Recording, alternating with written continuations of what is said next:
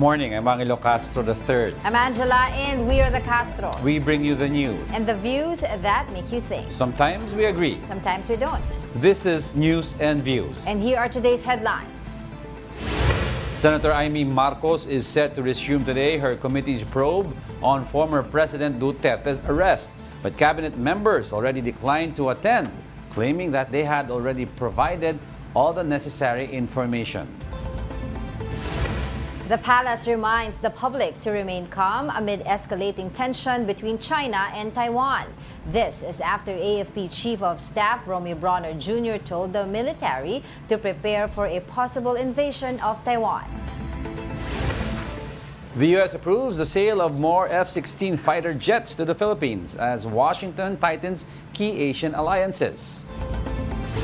And the Philippine Basketball Association, or PBA, added 10 more names to its list of greatest players. First in the news, the UNICEF says children across Myanmar are at risk of dying due to insufficient aid following the magnitude 7.7 earthquake last week. Here's the report. Rescue operations continue in Myanmar, where teams are working around the clock to search for survivors of the magnitude 7.7 earthquake. The death toll has now exceeded 2,800, with 4,639 people injured and 373 still missing. The United Nations is urging the global community to ramp up assistance, as UNICEF warns that children across Myanmar are at risk of dying due to insufficient aid. Drinking water, hygiene, food, shelter, and medicine remain the most urgent needs following extensive damage to buildings, roads, and bridges. If we're not able to reach these children, we don't have the support. Yes, there's a risk of children dying because we know that it's very likely that disease will proliferate. There will be disease in the earthquake-affected areas. If we're not able to get enough clean water, enough medical supplies in there, there's a risk of malnutrition increasing. Chronic and severe acute malnutrition among children can be very dangerous. Myanmar's ongoing civil war has complicated efforts to reach the injured and displaced. However, the country's junta announced a temporary ceasefire on Wednesday to support rehabilitation efforts. The ceasefire will be in effect from April 2 to April 22. Meanwhile, the Department of Foreign Affairs said around 100 Filipinos in Mandalay will be transferred to Yangon this week as buildings remain unsafe. The Philippine Embassy in Myanmar is coordinating buses for their relocation. 4 Filipinos are still missing following the earthquake. Meanwhile, in other news, the Armed Forces of the Philippines continues to monitor the situation in Taiwan amid the possible invasion of China. Here's a report. China conducted military drills around Taiwan on Wednesday. Almost 100 aerial and naval assets of Beijing took part in live-fire rocket strikes. According to Taiwan Defense Ministry, they have detected 76 Chinese aircraft and 50 Navy ships. It is uncertain until when Beijing will carry out drills in the area. With this, Taipei has ramped up security to prevent this from escalating to invasion. The Taiwan Presidential Office earlier called Beijing a troublemaker. Although there are 250,000 Filipinos in Taiwan, Malacanang said there's nothing to worry about. Stay put. Basta po tandaan po nila, ang gobyerno po ay handang tumulong sa anumang oras para sa kanila. The armed forces, for its part, said they are closely monitoring the situation. If something happens to Taiwan, inevitably we will be involved. There are 250,000 OFWs working in Taiwan. And we will have to rescue them. And it will be the task of Northern Luzon Command to be at the front line of that operation.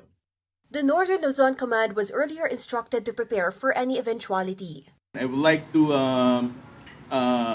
assert the commitment of the Commandant of the Philippine Coast Guard that whatever the national government would require of the Philippine Coast Guard will be there to support, particularly the mobilization of vessels.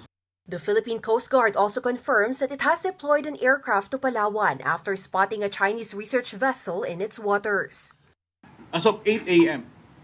this morning, the Philippine Coast Guard monitored the Chinese research vessel Songhang at a distance of approximately 58 nautical miles east of Aborlan, Palawan. Maritime security expert Ray Powell was the first to detect suspicious movements from the vessel, believed to be gathering data and information. Not only was the Chinese research vessel spotted within the Philippines' exclusive economic zone, but it also entered its archipelagic waters. The Philippine Coast Guard reports that they are actively driving the vessel away. We're challenging them that they are not authorized to carry out marine scientific research and that they are advised to leave the area if they're doing so. So, walang response, sir, yung vessel? As of this time, they are not responding to the response to Philippines. Last February, another Chinese research vessel was also spotted navigating near Palawan and Occidental Mindoro. Now let's get all these insights on the ongoing development. We have with us Attorney Michael Yusinko of the Ateneo Policy Center joining us live via Zoom. Attorney, good morning. Thank you for joining us again. Good morning, Angelo, and good morning, Angela, and good morning to everyone listening and watching the program. All right, Attorney, before we talk about yung statement ni General Bronner and yung AFP stance, now, I'd like to ask about China. Do you think this is just merely posturing or are they really planning something? You know, it's hard to tell, Angelo. That's the best answer that I can give. No?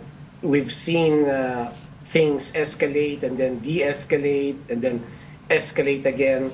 So it's hard to tell what China intends to do. No? Certainly, it has an ongoing intimidation campaign with regards to Taiwan. So it's good that General Bronner urged our soldiers to be ready, always ready, because at least I think that's the best that we can do, no? To be ready for any contingency. But as to predict China's next move, I don't think we can do that at all. But do you think it's in their best interest given their economic standing and given that their military might be massive, but we all know it's an aging army? So there are a lot of factors that could go against any aggressive moves. No? One is their economic condition now.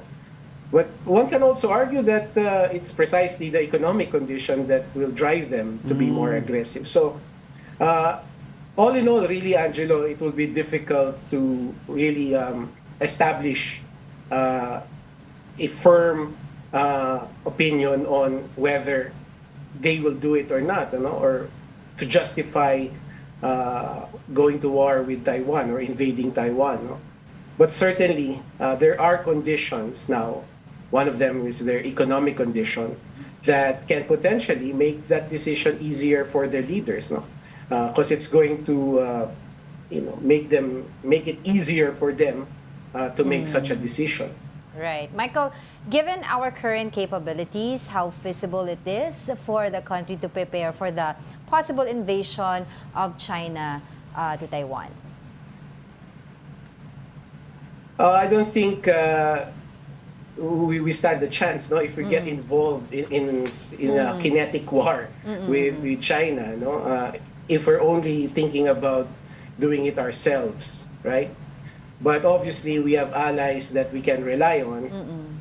But I think that's really beside the point now, no. If we're going to talk about an inevitable or a forthcoming war that is within our region, I think the better conversation to have now is how do we really boost our defense capability. Specifically, how do we really establish a self-reliant defense posture? Because this is the time to really increase or heat up or intensify our discussion about this. That's right. As war is in the background. Or a looming war is in the background. Attorney, well, we are about in the tail end of purchasing 20 F-16 fighter jets. While we all know it's a capable fighter jet, it's an aging one. And we're also set to acquire Nemesis and Typhoon missile systems. And this coincided with, of course, yung statement ni General Bronner. So a lot of people are thinking, does he know something in advance? And tama ba ang direksyon na ginagawa natin in terms of beefing up our defense capabilities? Well, kung sa tama talaga, no? Just imagine, just think of it this way, Angelo and Angela, that we are a maritime nation. We are surrounded by seas that we need to defend, no? Yes. Not just the west, but the east. So we have to be a maritime powerhouse. That's the bottom line here, no? We have to be a maritime powerhouse to defend what is rightfully ours for this generation and for the generation to come. No, so I think what we need to highlight is the fact that we as a people, specifically as taxpayers, we have to bear the burden of really boosting our national defense capability. Yes. Yun yung hindi yun natin masyado na pag-uusapan because the conversation always revolves around this ironclad commitment by the United States to come to our aid, no? And unfortunately, our political leaders, particularly those in Congress, are hesitant to discuss this matter because it's going to hit them hard, no? When come election time. But really, at the end of the day, it is us, people, citizens, and taxpayers in particular, who will be burdened by this massive expenditure, which we must do, no? Yes. Otherwise, we will always be vulnerable to external threats. Yeah. Either way naman, kung may conflict o wala, kailangan ng AFP modernization eh. Because of, di ba, meron naman silang programa doon. But Michael, no, ang tanong ko dito, how might the Philippines balance its economic ties with China while, alam mo, while maintaining its regional presence and, you know, stability with East Asia? We all know naman that China is our economic trade.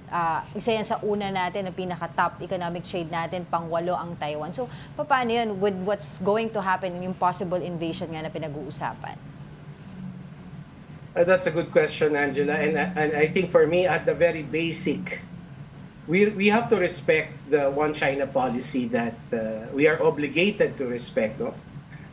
Hindi tayo pwedeng lumabag doon sa one China policy that our government has entered into in 1975. No? So, at the very least, at the very basic, no, yung gobyerno natin, and even some of our talking heads must respect the one China policy. No? So, we cannot go beyond that. Otherwise, we might tip the balance off, as you say, no, na baka sabihin masyado tayong pumapabor doon sa kabilang panig, or we are reneging on an obligation that we have actually stood by for many decades. No? So, to answer your question, at the very basic, we should respect, or we should adhere to, in terms of our actions and our words, the one China policy that we are obligated to implement. Yes, Attorney, a lot of us are so sensitive in regards to how we deal with China, na baka masaktan daw feelings nila and all.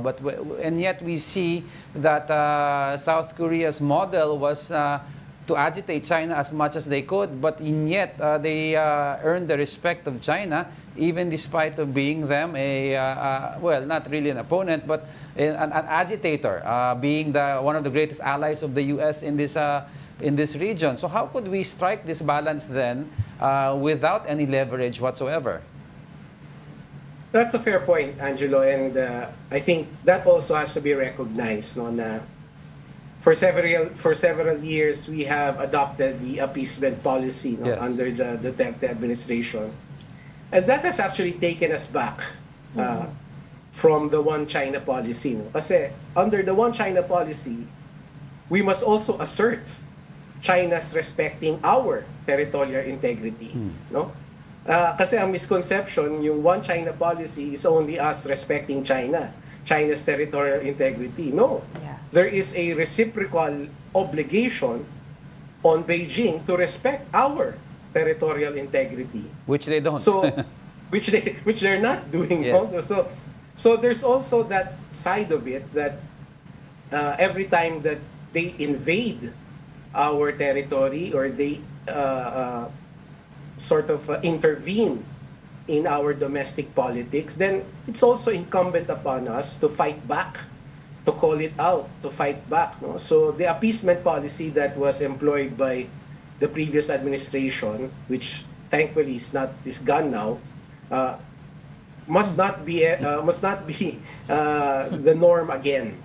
I should say. So we must call out China's invasion of both our politics and our territory, and we must employ, retaliatory tactics, of course, within the bounds of international law and within the bounds of international relations. Yun nga, Michael, kasi diba sinasabi nila, essentially, ASEAN countries are expected to be neutral in this kind of situation.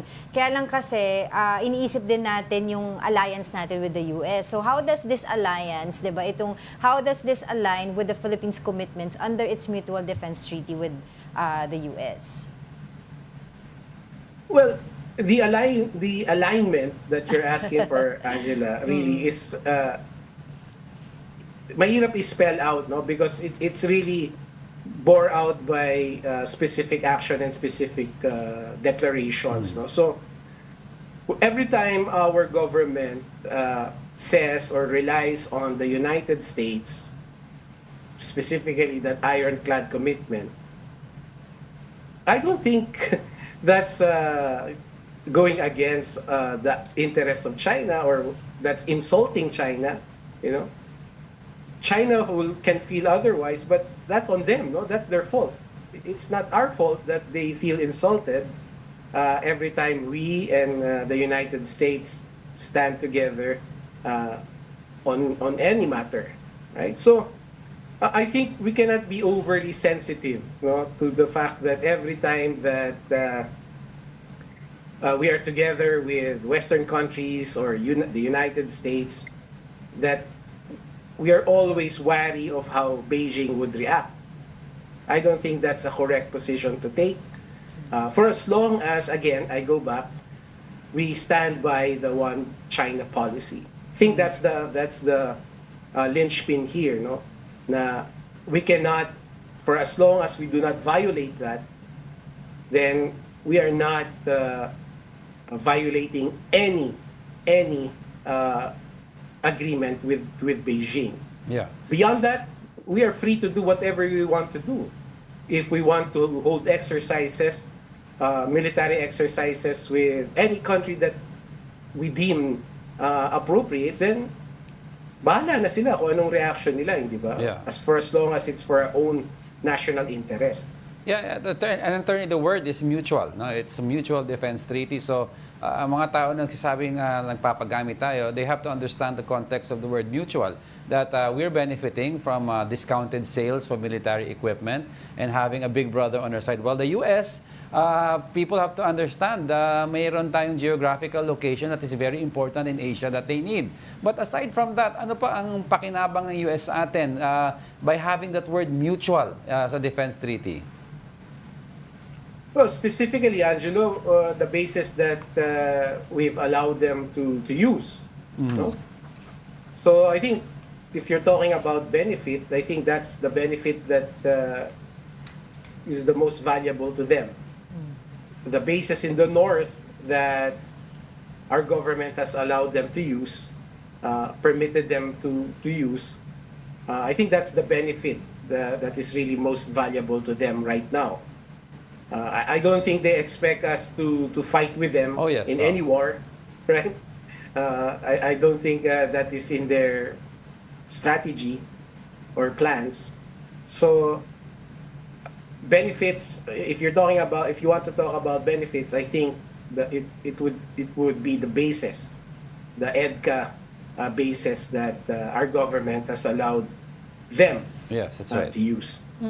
Yun nga, since nagkaroon ng usapin nito, parang nagkaroon ng ibang tension at saka alarm, sinasabi nga natin. Pero is there a possibility na sa gitna ng possible conflict nga sa Taiwan and China ay maging peacekeeper naman or peacekeeper ang Philippines in the negotiations?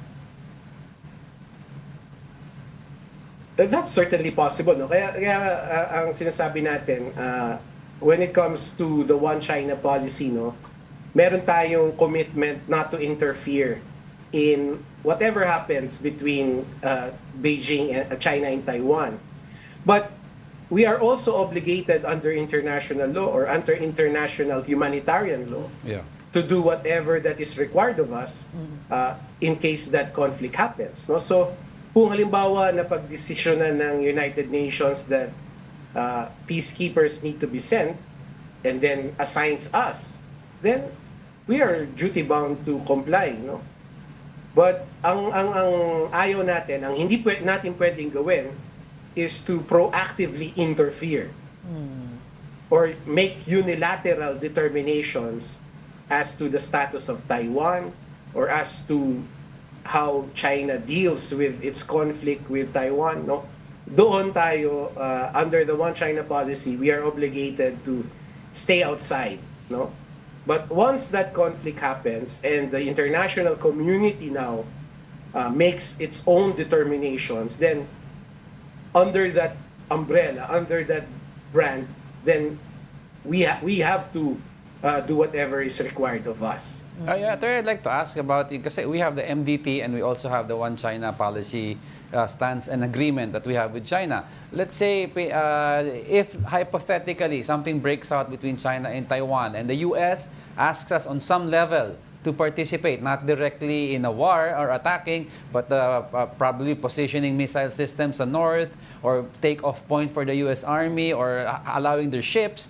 And then China asks us not to interfere and honor the MDT because we also have an agreement in place, di ba? So ano ang mangyayari when you have two countries that are invoking partnerships at the same time? What do we do then? That's a very, very good question, Angelo, and sadly, I may not have the correct answer to that. But Kailangan ba natin mamili? Kailangan ba natin mamili, attorney? the answer that I can proffer now is when that time comes, no, one guiding principle that must be used is that section in our constitution that says we must have an independent foreign policy, meaning our primary consideration should always be the national interest. What would be good for our country? Whether that would be helping the United States or not helping the United States, that has to be studied thoroughly. That has to be deliberated thoroughly by our leaders, by national security officials, and our political leaders. But it's good that you asked now so that we can start thinking about it, right? Yeah. But offhand, obviously, I won't be able to give you a sufficient answer.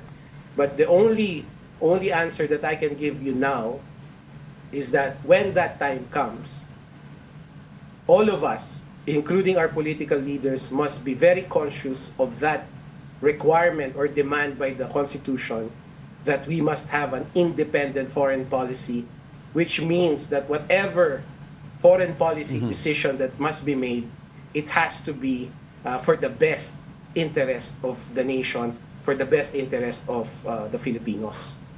Pero having said that, Michael, do you think na tama ba yung sinabi ni AFP Chief Bronner na mag-warning ng ganito o dapat hindi na lang? That's also a good question, Angela, no? But my answer to that is we have to take it in context, no? So General Bronner was talking to our soldiers. So in that context, there was nothing inappropriate that he said, no? He was just really ordering our soldiers to be ready for any contingency. There's nothing wrong with that.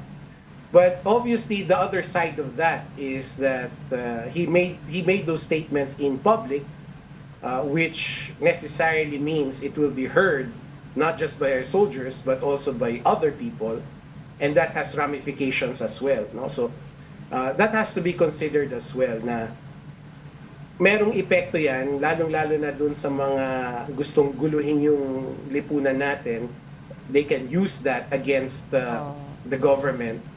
But I think the Marcos administration has explained it quite well, no? That this is really about just our soldiers being ready for any contingency, and that there's really nothing to worry about as far as that possibility coming to fruition is concerned. Parang right venue, right message, wrong venue lang. Yes. Hindi, sana sinabi na lang niya closed doors, no? Para talagang sa mga sundalo lang ang mga makakarinig. Alright. Maraming salamat sa iyong oras, Attorney Michael Yusinko of the Ateneo Policy Center. Thank you so much for your time. Maraming salamat din. Now, the United States has approved the potential sale of 20 F-16 fighter jets and related military equipment to the Philippines.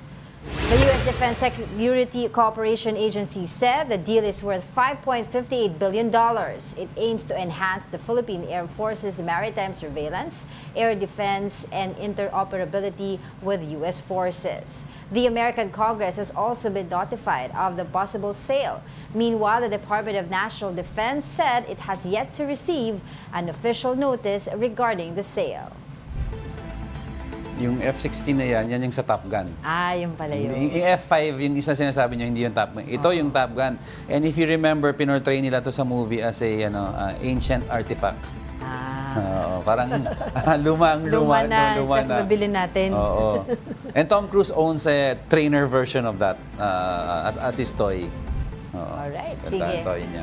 We'll be back with more stories after the break. Keep it here on One News.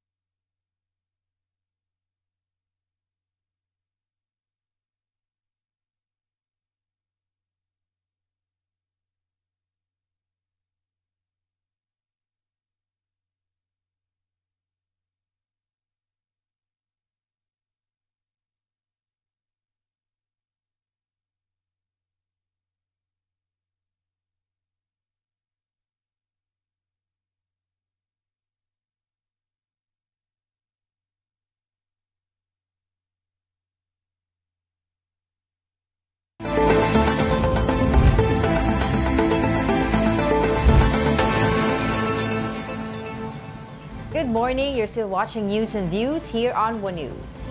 Malacanang maintains that cabinet officials have adequately addressed questions raised in the Senate probe into the arrest of former President Rodrigo Duterte. Palace Press Officer Undersecretary Claire Castro said that given Senator Amy Marcos's preliminary findings, the officials had provided the necessary facts and data. However, Senator Marcos argued that several questions remain unanswered. She pointed out that while President Bongbong Marcos allowed the investigation, Executive Secretary Lucas Bersamin's letter invoking Executive Order 464 raised concerns about transparency.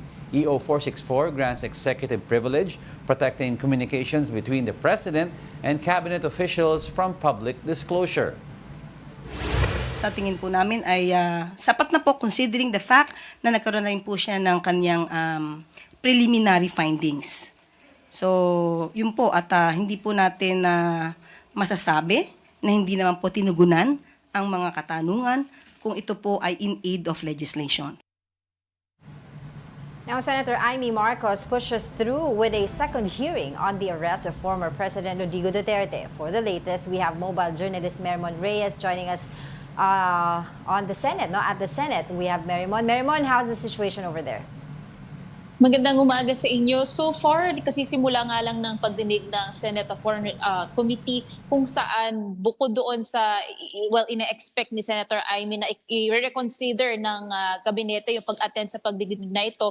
So far, 3 o 4 lang yung umattend. At kung babanggitin natin mga pangalan, ang nandito ay mula sa Securities and Exchange Commission na sila Attorney RJ Bernal at saka si Attorney Ferdino Santiago. Si Senator Bato de la Rosa nandito rin, nabanggit din kanina ni Senadora Amy na magbibigay rin ng opening statement si Senator Bongo. Pero hindi natin siya nakita dito. Personally, sumukhang virtual din siya tulad nung unang pagdinig. And so far, mula sa PNP, mula sa CIDG, sa CAAP, sa Civil Aviation Authority of the Philippines, DOJ, even si DILG Secretary John Vic Remulla, Secretary Crispin Remulla, wala rin sila ngayong araw. Ang nung ni-roll call kanina yung mga resource persons, ang nasabi, itong majority ng mga resource persons ay nag-confirm pero they send their regrets na hindi nga raw sila makakapunta ngayong araw. Pero since meron namang resource person na nandito, including si Attorney Alexis Medina na nung first na hearing ay binigyan niya rin ng linaw yung naging legalities and yung procedure nung yung pag-aresto kay dati Pangulong Rodrigo Duterte, mukhang ipagpapatuloy ang pagdinig ngayong araw. Meron yung mga una na banggit mo, sino yun? SEC ba yun? Sa SEC? Yes, sila lang nga nandito plus Attorney Alexis Medina. Anong role? Mula kanila General Marbil, kanila General Torre, DOJ, wala. Anong role ng SEC? Walang nakatao dito, wala ring representation. Ano yung role ng SEC, Merimon, in all of this? Yun din yung aantabayanan natin ngayong araw kasi since sila nga lang yung mga naging resource persons dito, nasabi ni Senadora Amy, marami na parang mga katanungan ng taong bayan na nais masagot. So later on, kapag nag-ongoing na ito, kasi nag-roll call pa lang kanina, nag-opening statement pa lang si Senator Amy, makikita na natin yung next questions na tutugunan daw nitong pagdinig. Kasi Merimon, ang sabi ni Senator Amy, supposedly the second hearing will focus on finding fault. In the first is to determine the legality, in pangalawa, finding fault or sino daw may kasalanan nitong lahat. May naririnig ka ba kung ganun nga ang direksyon nitong second hearing? Kanina sa sinabi ni Senadora Amy, yung purpose nga nitong pagdinig ay para matignan yung legalities, kung meron bang nalabag na batas o meron bang mga karapatan ni dating Pangulong Duterte na nalabag din o hindi naprotektahan sa ginawang pagkakaaresto. At the same time, itong ginagawang pagdinig ay para nga makita kung anong legislation, efforts or ang kailangang ipatupad para raw sa mas magandang coordination ng Philippine government sa international tribunals and even sa law enforcement agencies. Pero since kasi simula pa lang, titignan natin kung ano nga ba yung magiging sentimiento, lalo-lalo na ni Senator Bato de la Rosa na ngayon ay personal na dumating dito sa pagdinig tungkol nga sa pagkakaaresto sa dating Pangulo. But speaking of legalities, Merimon, would you know kung naimbitahan ba at hindi lang naka-attend ngayon yung ibang mga legal luminaries na sinasabi nila na maaaring makatulong dito sa investigasyon na nabanggit din ni Yusek Claire Castro yesterday, like sila retired Justice Antonio Carpio, Attorney Butuyan. Would you know that? Yung ilan pa lang kasi sa mga narinig natin ay more on mga gabinete, yung mga executive officials na inaasahan talaga na pupunta. At yun nga ikinalungkot ni Senator Amy na sinasabi ng palasyo ay open daw sila na makipag-cooperate. Pero since na dun sa sulat ni Executive Secretary Lucas Berceme na hindi na nga pupunta ang mga gabinete, nag-send din ng letter in return itong si Senadora na sana i-reconsider yung kanilang pagdating dito. Pero since wala dito yung mga major resource persons, iikot yung pagdinig sa kung sino na lamang ang nandito. Alright, sige. Iwanan ka na namin dyan at silipin na natin yung nangyayari dyan ngayon sa hearing. Thank you so much, mobile journalist Merimon Reyes. Right, well, I'll throw you over to the ongoing hearing on the Committee on Foreign Affairs headed by Senator Amy Marcos. Tuloy na nilalabag yung ating konstitusyon at ang ating mga batas. Hindi po maganda ito, Madam Chair. Kaya nag-exist yung Senado, in particular, yung buong Kongreso, para meron tayong checks and balances. Hindi po pwede yung executive branch of government hahayaan na lang natin na gagawa sila ng mga hakbang na lapag sa ating konstitusyon. So we are here to check them. So kung hindi sila magpapacheck, isnab sila ng isnab sa atin, then magkakaroon tayo ng constitutional crisis nito, Madam Chair. Thank you, Mr. Sang-ayon po ako sa inyo at talagang hindi tama itong pangkalahatang sinasabi. Lahat na lang executive privilege, lahat na lang sub judice. Alam naman natin, hindi naman tayo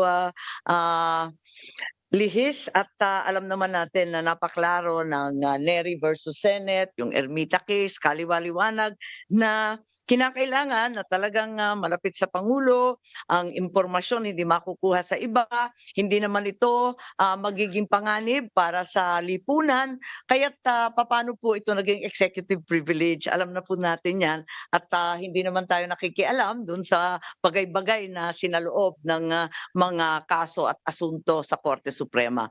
Kaya ang palagay ko, dadami po ang sampina na hihilingin natin sa ating Senate President.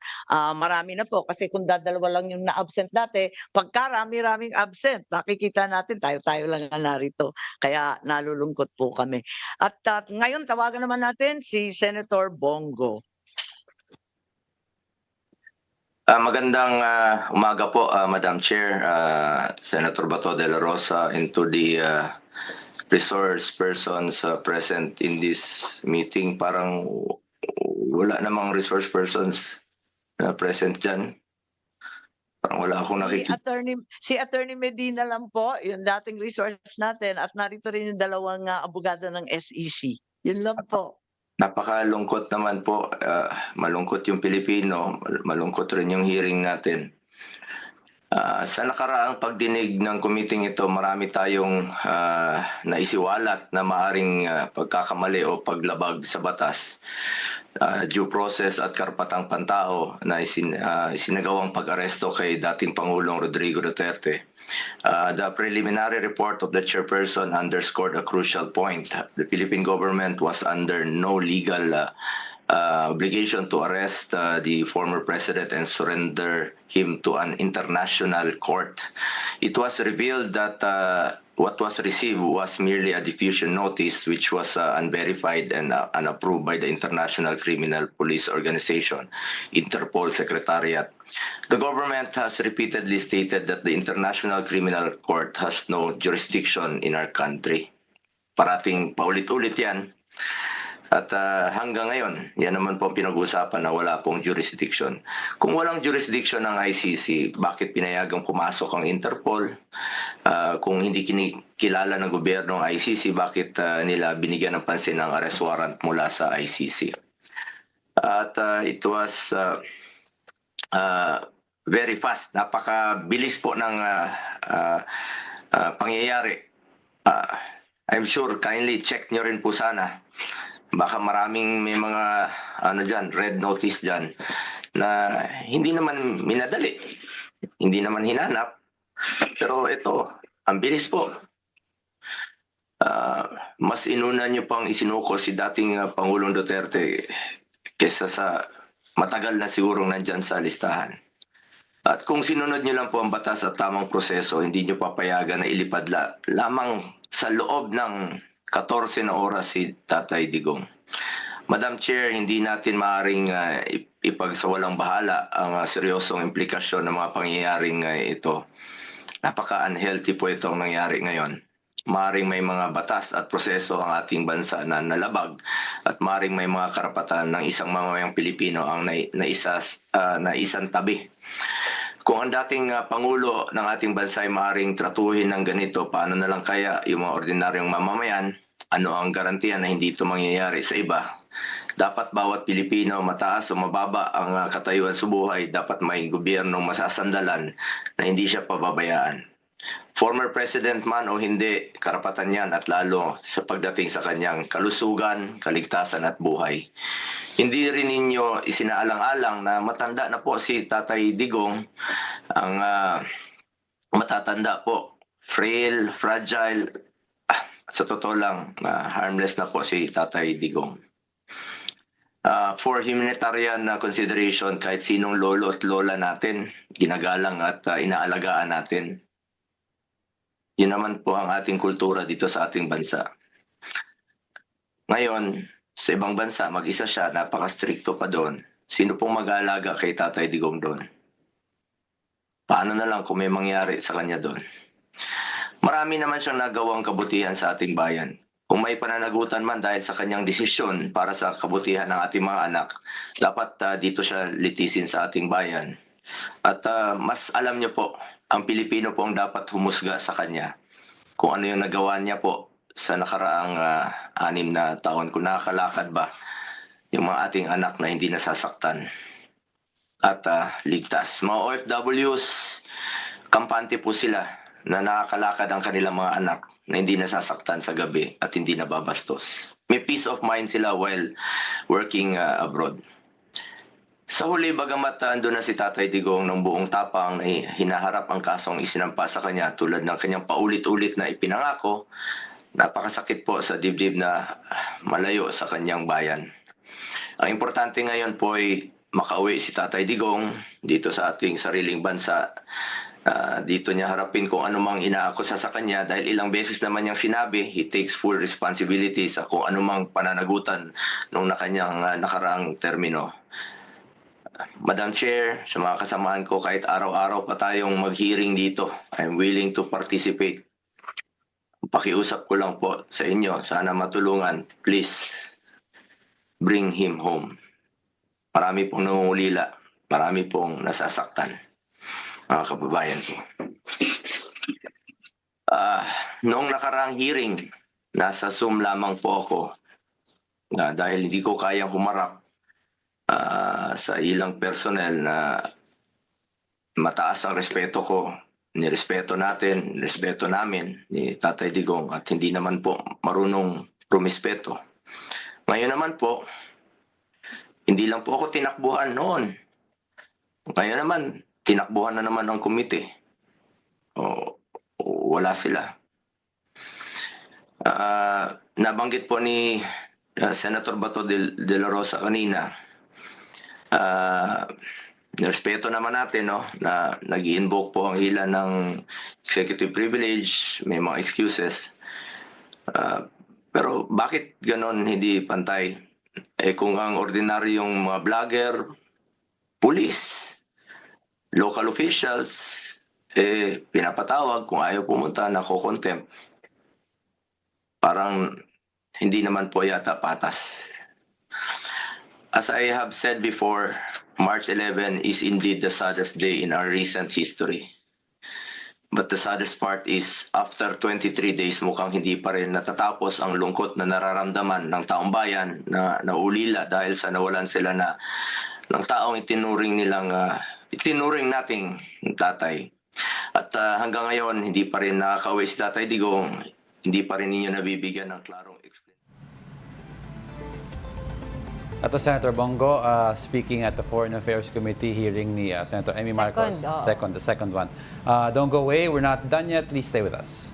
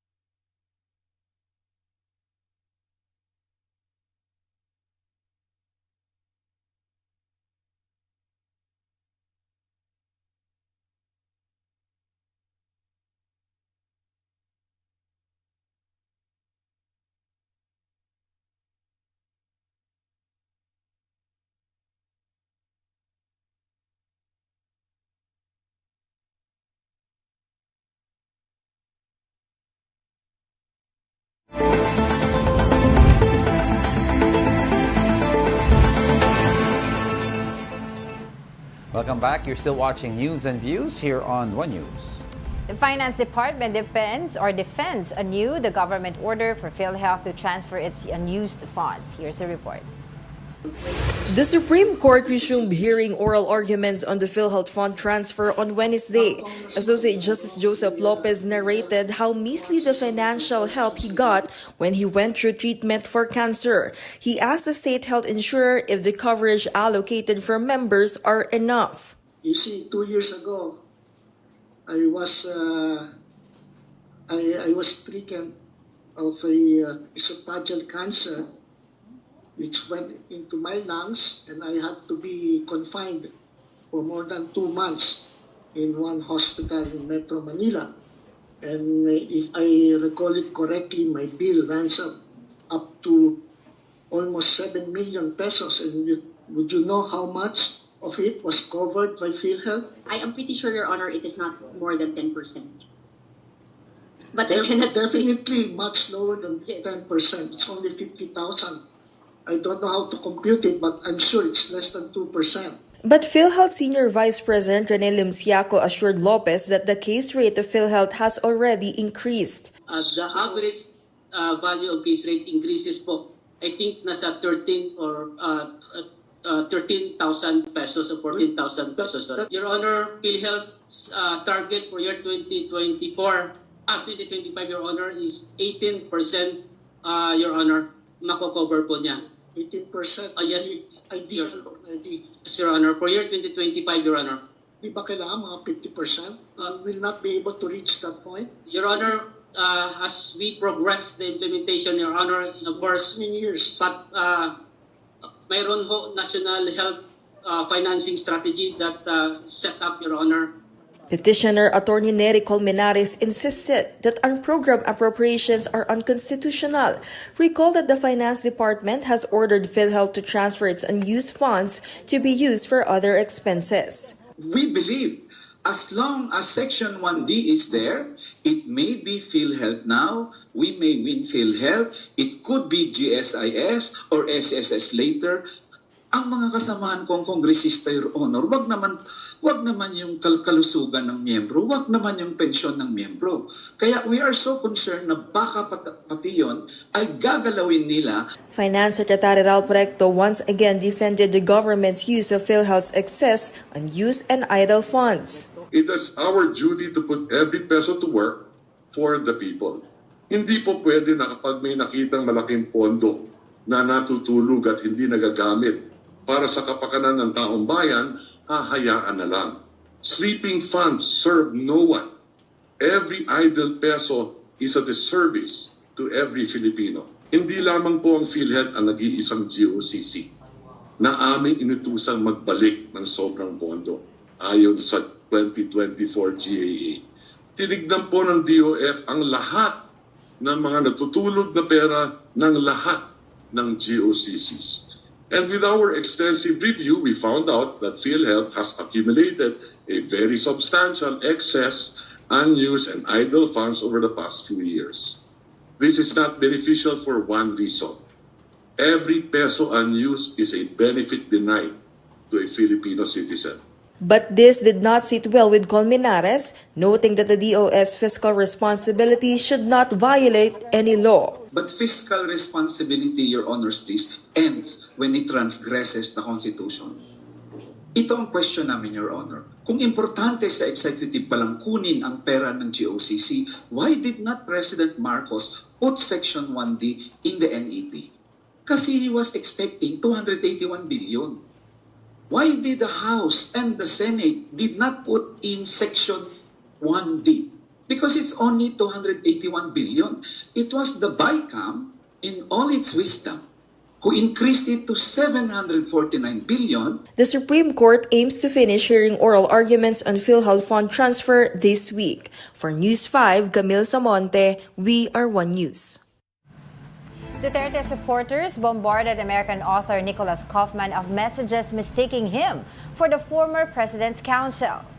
In a Facebook post, the author said their names are not even spelled the same as his, Kaufman with only one N. He said the deluge of messages from supporters wishing him luck and God bless is, quote, insane. Kaufman, the author, is a horror, urban fantasy, and adventure fiction writer. So double N to, si Kaufman na to. No, si Kaufman na double N is the legal counsel. But double N yung spelling parang sa post. Mistaken N. Si Kaufman is only one N, yung Okay. attorney. All right. Some people rely on supplements in hopes of growing taller. However, experts are urging the public to exercise caution before purchasing these so-called height boosters online. Para bigyan ng mukha ang Balita Mobile Journal, Merimon Reyes.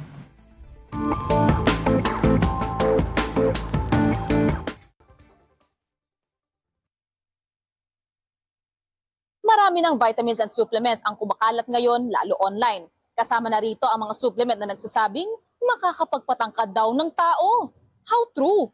Sa mga gustong tumangkad dyan, mag-search ka lang online, magsusulputan na ang mga binibentang food supplements na sinasabing nakakatulong daw yan para sa extra inches sa tangkad ng tao. Meron pa nga mga testimonyal ng mga umano'y nakagamit na effective umano ito. Pero ayon sa isang nutritionist, hindi raw basta-bastang tatangkad ang kahit na sino dahil lang sa supplements, lalo pa kung lagpas na sa age period of growth. Ang pagtangkad daw kasi nakabase sa genetics, hormonal factors, nutrition, at pati sa socio-economic aspects ng isang tao. Typically, mas matangkad din daw ang kalalakihan dahil sa kanilang mas mahabang growth period kumpara sa kababaihan. I hate to break it to you, pero kung ano po yung na-achieve natin, ibinigay ng may kapal, hanggang doon na lamang po talaga. Maaari meron lang coincidence na gano'n na nangyari, pero that's very rare. Hindi lahat ng tao na halimbawa nag-close na yung plates, na yung growth plates, ay tatangkad pa. Kasi pagka nag-close na yung growth plates natin, wala na. Hanggang doon na lang talaga tayo. Kaya ang Food and Drug Administration nakabantay din sa naglipa ng food supplements online. Ilan kasi rito ay hindi rehistrado at posibleng magdulot pa ng problema sa kalusugan. Payo na lang nila sa supplement manufacturers, magparehistro sa kanila para malaman kung angkop ba ang kanilang kiniklaim sa katotohanan. It's not a scientific based claim or not a health claim, pero we can always say that it can aid growth. So kung sinabi mong pampatangkad yan, medyo magkakaroon na kami ng doubt on our side whether tatangkad ba talaga yung tao sa pag-inom lang yun. Kasi if science-backed yung pampatangkad alone, matagal nang maraming matangkad na Pilipino. Kaya naman paalala nila sa mga nais madagdagan ang tangkad kung iinom ng vitamins and supplements, kumonsulta muna sa mga doktor para hindi masayang ang inyong pera at panahon. Ang food supplements po kasi or ang ating mga health supplements ay hindi talaga siya tinuturing ng mga gamot. So ibig sabihin, ini-aid lang po niya ang ating katawan. It only supplements the needs of our body. Ibig sabihin, meron na tayo dun sa katawan natin. Ang mga supplements naman kasi ay maaaring makatulong, again, with proper diet and exercise for general purposes, for example, for general health purposes. Pero yun nga, no, don't get your hopes up. No? Hindi po pwedeng dito nyo lamang iasan, ay tatangkad na ako. Wala pong milagro na, ay tatangkad na agad ako pagka nag-take ako na. Sabi nga nila, maging kontento sa kung anong meron tayo. Pero kung nais na baguhin ang ilang aspeto ng sarili, do it with caution and guidance from professionals. Mobile journalist Merimon Reyes po, hatid ang mukha ng balita. Now, the PBA added 10 more names to its list of greatest players in time for the league's 50th anniversary. The 10 are 7-time champion Nelson Asaytono, 8-time champ Jeffrey Carriazo, 8-time MVP Junmar Fajardo, 8-time champ Bong Hawkins, 13-time titleist Abe King, 4-time finals MVP Danny Sigel, 7-time champ Scotty Thompson, 1979 Rookie of the Year Arnie Tuadles, 6-time champion Manny Victorino, and last but not the least, 9-time champ Elpidio Yoyoy Villamin. They were chosen by a committee made up of esteemed former players like Ramon Fernandez, Atoy Co, and Alan Caidic, who are also part of the greatest players list. Actually, yung unang list, dapat nandun niya si Villamin eh. Superman yun eh. Alam ko, tinatawag na si Superman yan eh. Tsaka, So, I was checking all the... I was also checking Tinitingnan ko kung dapat nandun si Alvin Patrimonio. Of course, Hindi, ano to, this is the revised list. Additional na lang, additional. Pero yung sa list mo dito na notes mo ginagawa mo dito. Ayan. Yan ang notes ni Angel kanina. Ganda ng list niya. Uy, by the way, no, sad news pala, no, an icon and Hollywood legend yesterday passed away due to pneumonia, si Val Kilmer. Oo. For all those who don't know, si Val Kilmer played Batman once. Top Gun, he was also there. He was also in Tombstone, who played Doc Holliday. Marami siyang mga movies, Oo. actually. Tapos claim Hollywood to- A-lister yung yan. what really cemented him as a great actor was yung movie niya sa The Doors, where he portrayed Jim Morrison. Oh, grabe ang... they At said- least his final wish to be included in the second Top Gun was, di ba, Oo, granted. kasi Kasi he was there kahit hindi siya masyadong nakapagsalita. He wrote a book or he had a show, parang an autobiography on podcast type TV show, which cataloged his battle with cancer. And all throughout makikita mo yung love nilang dalawa ni Tom Cruise, who To each silently, other. parang Tom Cruise was silently Supported him. supporting him in the best way he can. Parang best friends pala sila, but nobody broadcasted this friendship or even talked about this friendship na they were all together. And one of the first na nagsalita was si Tom Cruise, yung sadness niya. And may lumabas yesterday, di ba, yung last video niya, apparently, Oo, before yung he Batman. died, nagsuot siya ng Batman na mask. Oo. that's He was so- healthy naman pala, nag-remiss na yung cancer. Just, he caught pneumonia. Alam mo naman, if you have cancer and you're compromised by other sicknesses, Yeah. malaki ang ano mo. Sino pa yung namatay ng pneumonia? Yung si Barbie Sue. Oo, yeah. Napag-usapan na natin. Anyway, yan. Another sad day sa Hollywood Of history, but course. another icon leaves us. Yun. That Anyway. we will remember for his good work. Kasi paano? Oy, pero yung agree ba yung ating mga kapatid doon sa mga dinagdag pa Yan. na Ito yung list ni greatest Angel. player Ito ng dinagdag. PBA? 1, 2, 3, 4. Excited ako doon sa mga PBA. Excited ako dito eh. Sino ba yan? Anyway. All right, before we let you go, I'd like to leave everyone with a quote. Sometimes you will never know the value of a moment until it becomes a memory. Yeah, that's right. That's why savor each moment. With anyone in your life. And that wraps up today's episode of News and Views. Join us again tomorrow. I'm Angela Lagunsad Castro. And I'm Angelo Castro III. We are One News. All sides, all the time.